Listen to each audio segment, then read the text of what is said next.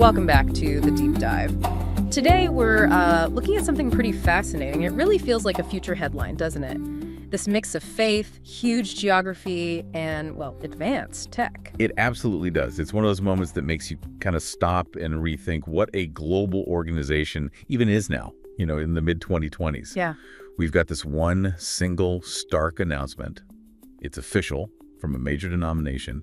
And really that one fact is our whole focus for this deep dive. Exactly. So our mission today is to unpack the strategy, the organizational, the geographical, the tech strategy that's packed inside this one concrete fact.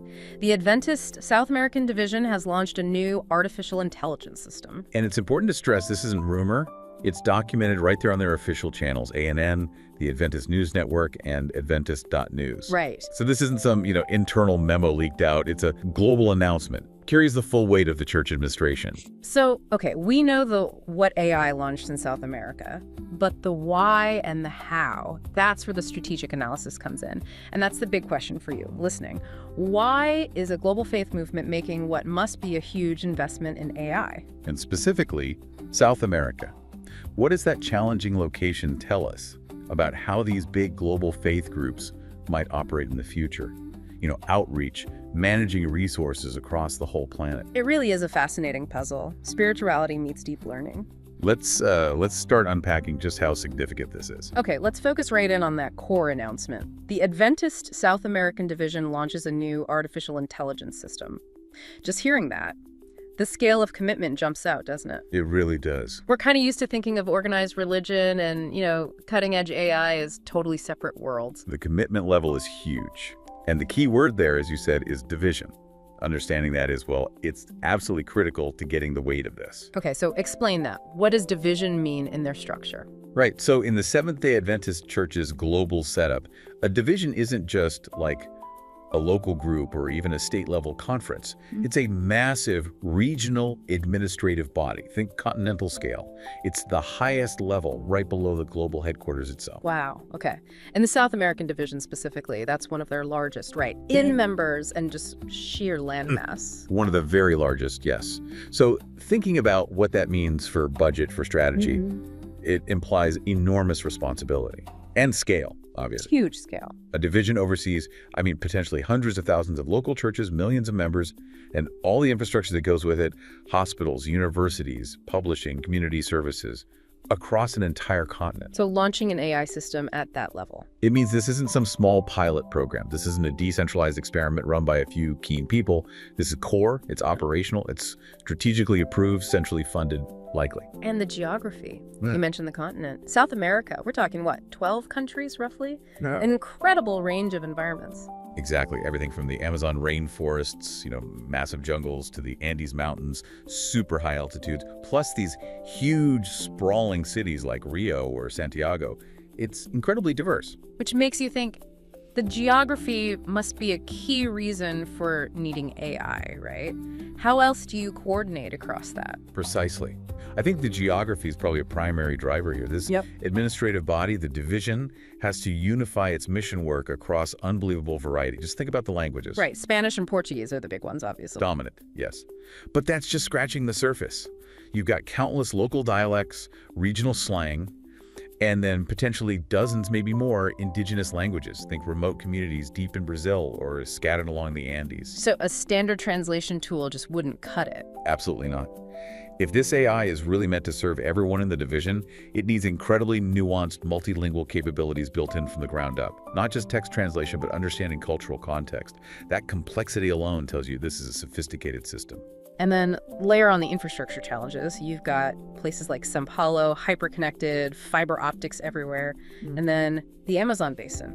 Remote villages where maybe you only get patchy satellite or basic mobile, maybe even just radio sometimes. Yeah, exactly. So an AI designed to work effectively across that whole spectrum, it needs to be incredibly resilient, robust. How would that work technically? Well, probably needs a modular design, able to function in low bandwidth situations when it has to maybe caching data locally using simpler interfaces, but also capable of heavy processing when it's got a good connection. It has to adapt. Okay, so that level of complexity, the languages, the infrastructure variance, it really suggests this isn't just, say, a fancy public website or a simple app. No way. This sounds much more like a core operational engine, something designed to manage resource allocation, internal communications, maybe even strategic planning across this incredibly challenging continent. Which brings us to the new AI system part. The sources mention that, and the 2025 copyright date grounds it right now. What does new AI imply in, say, mid-2025? Well, we're definitely past basic databases or simple automation by then. New AI, in this context, likely means advanced machine learning, maybe even leveraging tailored generative AI for specific tasks. Think deep analytics, predictive capabilities. So investing in that level of tech, what's the strategic message there? It signals a pretty fundamental shift, I think. It says the organization sees technology not just as like a helpful add-on, but as absolutely core to achieving their mission effectively, efficiently, at scale. They're adopting 21st century tools to manage 21st century complexity. It's a big statement. Let's dig into that commitment more, because you can infer quite a bit just from the fact that the system exists. You mentioned infrastructure. Yes, the infrastructure implication is massive. You simply cannot run cutting-edge AI without highly structured, probably centralized data. Which is a huge challenge for organizations like this, right? Historically, data is often kept very locally. Extremely decentralized, often. Local churches keeping local records, hospitals their own systems, schools theirs. Launching this AI implies they've likely undertaken a monumental effort already to consolidate and standardize huge amounts of data. Membership info, outreach results, maybe financial flows, demographics. Getting all that into one compatible system, that's years of work itself. Okay, so that's infrastructure. You also mentioned centralization. That consolidation of data implies central control. How do they balance that? Central efficiency versus local autonomy, especially across diverse cultures. That's the classic organizational tightrope, isn't it? Centralization gives you that power, that scalability, the consistency the AI needs to work properly, like to predict resource needs continent-wide. But yes, it can feel like reducing local control. So the leadership must have decided the trade-off is worth it. Evidently. They've decided the gains from continent-wide coordination, from data-driven insights, outweigh the risks of losing that purely local data ownership. And perhaps the AI itself helps, maybe allows hyper-localized service delivery, using that centralized data, maintaining global strategy but tailoring local action. Interesting. Third element, strategy. Clearly this wasn't an impulse buy. Oh, absolutely not. This screams long-term strategic commitment. You don't just launch an AI system like this overnight. It takes years of planning. You need specialized people. You have to integrate it with whatever systems they already had. You need policies. Lots of policies. Right, data privacy, usage guidelines. All of it. It shows technology planning is baked right into their main mission roadmap now. They see AI as enduring, part of how they'll operate for the next decade or more. And finally, resource commitment. This sounds expensive. Really expensive, especially customizing it for all those languages, low bandwidth areas. Incredibly expensive. This signifies major financial backing. Probably not just from the South American division's budget alone, but likely significant funding or approval from the General Conference, the global headquarters. They're betting big. They're betting substantial capital that this tech unlocks strategic growth efficiency, reach, better management that the old ways, the purely manual administrative ways, just couldn't achieve anymore at this scale. It really feels like a transformation, moving from relying mainly on distributed, local human administration to supporting and scaling those efforts with advanced, unified, data-driven systems, aiming for a level of operational precision that was maybe impossible before. That's it, exactly. Yeah. The sheer scale and complexity of the South American division almost demands a technological solution for effective coordination. This AI system appears to be their chosen answer. Okay, so we've got the scale, the tech investment, the organizational implications. Now, the really fascinating part, connecting this very technical thing, an AI system, back to the core identity and mission of the Seventh-day Adventist Church. Which is deeply spiritual, yes. Right? Absolutely. And to make that connection, we have to remember the source of the news. As we said, ANN and Adventist.news, these are the official global channels. The trusted voice. Exactly. So when they announce the AI launch, it signals that this tech initiative is seen as fully aligned with the church's core purpose. It's not some side project. It's part of the main mission strategy communicated globally. So let's look at that mission statement they provide. It's stated as being devoted to helping people understand the Bible to find freedom, healing, and hope in Jesus. A very human-centered mission, holistic, covers spiritual understanding, personal well-being, community hope. Right. So the challenge for us analytically is mapping this potentially quite impersonal AI system onto that mission. We have to hypothesize, based only on the mission and the fact of the AI, how it might functionally serve those goals. Okay, let's break down the mission. First part, helping people understand the Bible. Given what we discussed, the vast geography, all those languages, how could AI tackle that? Personalization seems key. And access. I think so. Imagine the AI acting as a kind of instant, expert theological resource, available 24/7. It could offer real-time, highly localized translation of Scripture, but more than just translation interpretation too. So explaining theological terms in ways that make sense culturally, whether you're in a big city or a remote village. Precisely. Ensuring accuracy and relevance across all those diverse contexts. Yeah. And think about study guides. The AI could potentially generate them dynamically. Tailored to an individual, like based on their age, maybe their past questions, their language. Exactly, that kind of personalization. It overcomes barriers. Think about someone in a really remote area. Maybe they only see a pastor infrequently, but they could access this AI anytime, ask a complex question in their own dialect, and get an answer grounded in the church's official teachings. So the AI becomes like an infinitely scalable theological library and tutor, personalized for millions. Yeah, essentially. And from the organization's perspective, think about theological consistency. Millions of members, vast region. How do you ensure everyone's getting the same core message? The AI could monitor that. It could. It could process data, maybe anonymize queries, materials being used locally, and identify common misunderstandings or emerging theological questions in specific regions. Then the division could proactively create targeted educational resources. It becomes a strategic tool for managing theological teaching across the continent. Okay, that covers the understanding the Bible part. Now, what about the second part? Finding freedom, healing, and hope. This sounds more like social support, community care, maybe health. How does an AI fit there? This pushes the AI into logistics, resource management, maybe even social program coordination. The Adventist Church has a huge focus on health globally. Hospitals, clinics, health education. Right, so the healing part. For healing, the AI could be incredibly valuable in managing the church's health resources across the entire South American division, coordinating clinics, hospitals, maybe community health workers. Give us an example. What kind of logistical challenge could it solve? Well, think about distributing something like vaccines or sensitive medical supplies. You need cold chain logistics, complex transport routes. Especially across places like the Amazon or the Andes. Exactly. The AI could potentially optimize those supply chains, track inventory in hundreds of remote clinics, maybe even predict demand based on health data. It could manage the deployment of health workers, ensuring they get where they're needed most. Wow. So it's using data to make sure the physical healing resources actually reach people, overcoming those immense geographical barriers. Yeah, moving from simple administration to predictive, optimized resource management, and then for hope and freedom. This often connects to social stability, community support, disaster response. South America certainly sees its share of natural disasters, earthquakes, floods. Huge ones, often crossing national borders within the division. And AI could be the central nervous system for coordinating the church's response during a crisis. How so? Instant communication across borders, rapidly matching victims with nearby church support services or shelters, tracking volunteer availability, who have medical skills, who has logistics experience, managing the flow of relief supplies to make sure it's equitable. So the AI ensures the spiritual concept of hope is backed up immediately by organized, tangible, continent-wide help. That's the potential. It connects the promise with the delivery efficiently. So what we're seeing is this AI acting as a bridge.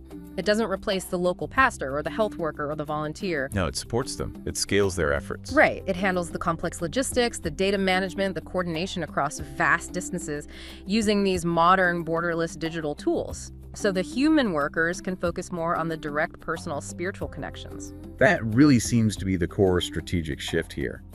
The launch signals an understanding that to effectively serve the huge, complex population of South America today, they need these sophisticated digital tools.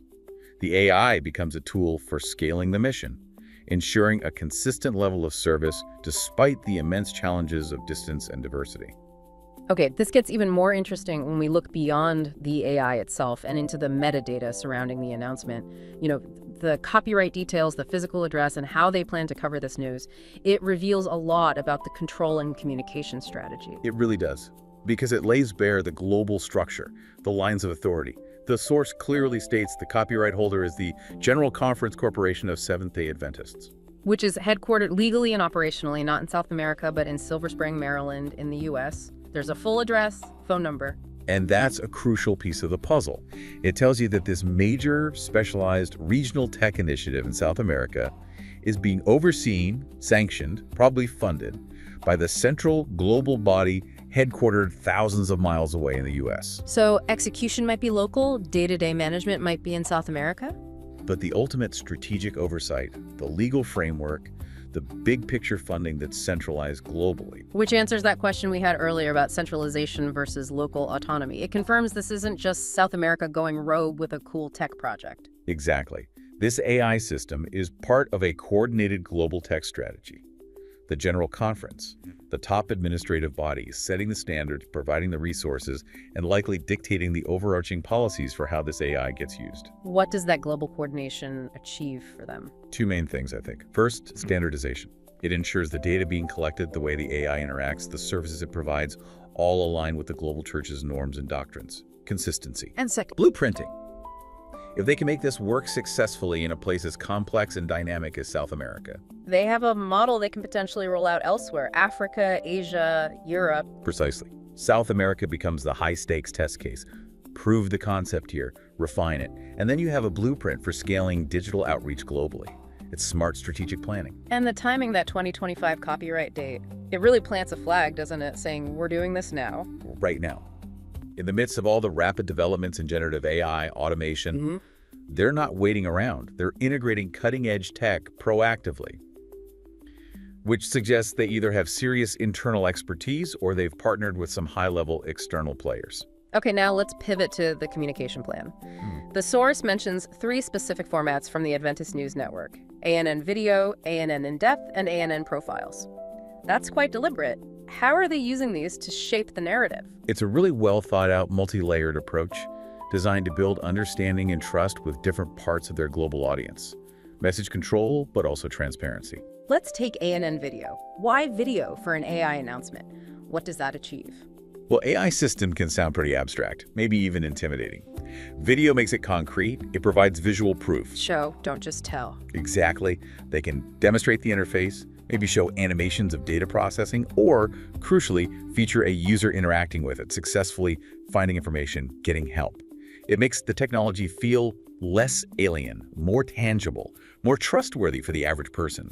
It visually connects the code back to the mission. Addresses that, can I trust this machine? Anxiety. Yeah. Okay, next, ANN In-Depth. Who is that for? That seems targeted more towards the administrators, the leaders within the church, maybe external analysts, people tracking institutional strategy. This is where they tackle the harder questions. The how and the why we've been discussing. Right. The policy decisions behind it, the ethical guidelines, data privacy, how the AI interacts, maybe some technical details, the financial justification for this huge investment. It provides a comprehensive strategic context. It shows the leadership is being transparent about the rationale. It's like the official version of the deep dive we're doing now. Okay, and finally, ANN Profiles. Why focus on people? This might be the most important piece for keeping the focus on the mission.